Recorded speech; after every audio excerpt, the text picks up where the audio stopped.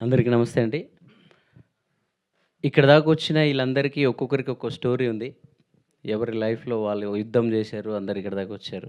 కానీ మా అందరికి ఇంక నుంచి మూతబరి లవ్ స్టోరీ మాత్రమే ఉంటది. సో, అంటే అందరికీ ఆ సినిమా ఒక కేర్ ఆఫ్ అడ్రెస్ లాగా మారిపోయేంత నిన్ననే చూసాను నేను అన్ని ఎపిసోడ్స్ అన్నీ. జనరల్‌గా నేను హానెస్ట్‌గా మాట్లాడతా, ఏదున్నట్టు అది మాట్లాడతా అని చెప్పి నాకు ఒక ఇమేజ్ ఉంది. దానివల్ల ఈ మధ్య సైలెంట్ అయ్యాను. కానీ మళ్ళీ ఈ సినిమా తర్వాత మాట్లాడొచ్చు అనిపిస్తుంది. ఎందుకంటే అంత బాగుంది సినిమా. అంత కాన్ఫిడెన్స్ ఇచ్చింది నాకు. ఆహ్, యాక్చువల్‌గా మనం సినిమా లెక్క తీసినా గాని సిరీస్ అని అందరూ సినిమా, సినిమా అనుకుంటుర్రు. Series, web series. సినిమాలు అలవాటయిపోయింది నాకు. సిరీస్ చూడడమే ఇది ఫస్టు, చేయడం కూడా ఇదే ఫస్ట్ నేను. సో, నిజంగా అంటే నేను ఎక్స్‌పెక్ట్ చేయలేదు. ఫస్టు వీళ్ళు ఒక ఎపిసోడ్, 2 ఎపిసోడ్స్ ఇస్తూ చేసి టైం లేదంటున్నారు. మొత్తం ఎప్పుడు చూస్తామా అనుకున్నాం. నిన్ననే చూసినాం. మీరందరూ రాసి పెట్టుకోవచ్చు. వెబ్ సిరీస్‌లలో ఇదొక డిఫరెంట్ అంటే 'తరుణ్ భాస్కర్' గారు వచ్చిన తర్వాత తెలంగాణ మాట్లాడాలంటే అప్పుడు మాకు ఇండస్ట్రీలో సమైక్యాంధ్ర ఉన్నప్పటి నుంచి ఉన్నాం కాబట్టి భయమయ్యి గారులు, అండీలు తగిలించుకుంటూ వచ్చిందా రాలేదా అని 100 సార్లు చెక్ చేసుకునేటోళ్ళం. సో, ఎప్పుడైతే మీరు పెళ్లి చూపులు ఇలాంటి సినిమాలన్నీ వచ్చిన తర్వాత ఓహో! మన భాష మనం మాట్లాడొచ్చు ధైర్యంగా అని దానికి ఒక అందాన్ని తీసుకొచ్చారు మీరు భాషని. సో, మన భాషకి మన స్లాంగ్‌కి కూడా ఒక అందాన్ని తీసుకొచ్చారు. ఈ 'మోతబరి లవ్ స్టోరీ' తర్వాత 'దొరసాని' సినిమాతో మధుర శ్రీధర్ గారు గూడా ఆ రోజు ఒక రకమైన ఎనర్జీ ఇచ్చారు. 'మోతబరి లవ్ స్టోరీ' తర్వాత ఈ మనిషి ఈయన ఉన్నాడు గదా! ఈయన కోసం కథలు పుడతాయి. చాలామంది కథలు రాసుకుంటారు. మధుర శ్రీధర్ గారు నాకు చెప్పారు ఇది చేయమని చెప్పినప్పుడే ఈయనని 'రవితేజ' గారిని, 'రాజేంద్ర ప్రసాద్' గారిని కలిపితే ఈయన ఉంటారని. సో, ఆయనతో కలిసి వెబ్ సీరీస్ చేస్తున్నారు కాబట్టి మ్యూజిక్ చేయడం కోసం కొంచెం నన్నేదో బూస్ట్ చేస్తున్నారేమో సార్ అనుకున్నప్పుడు. కానీ నిజంగా చూసిన తర్వాత సార్ మీరు చెప్పింది 100% నిజం. మన ఇప్పుడు ఆంధ్ర, తెలంగాణ వీళ్ళు పంపకాలు జరిగినప్పుడు ఇది ఇటు, అది అటు అని అనుకుంటారు కదా! సో, మనకెవరు లేరు కదా ఇక్కడ మా రవితేజని ఇచ్చేయండి, మా రాజేంద్ర ప్రసాద్‌ని ఇచ్చేయండి అని మనోళ్ళు ఏమైనా అడుగుంటారు సీఎంలు. ఇద్దరిని కలిపి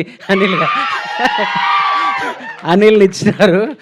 సో, అలాగే ఈ సినిమాలో నాకు ఇంకా బాగా నచ్చిన అంటే మ్యాన్ ఆఫ్ ద సిరీస్ అంటారు కదా! దానికి సదన్న. సో, నేను కథ విన్నప్పుడే నేను ఈయనకు ఫోన్ చేసి చెప్పిన, "అన్న నువ్వేమన్నా కన్‌ఫ్యూజ్ అయ్యి పాత్ర గాని వదులుకోకే. చాలా అద్భుతంగా ఉంటది. నువ్వు ఇంకా యూట్యూబ్ వీడియోలు చేయడం మానేసి నీ స్టేచర్ పెరిగే సినిమా అవుతదన్న" అని చెప్పిన ఈయనకి. నేను చెప్పిన దానికన్నా అద్భుతంగా చేసినాడు ఈయన. నేను విన్న దానికన్నా అద్భుతంగా చేశాడు. శివన్న. సో, ఈయన నాకెందుకు నిన్ననే చూసిన కాబట్టి ఎగ్జైట్ ఎక్కువే మాట్లాడుతున్నా.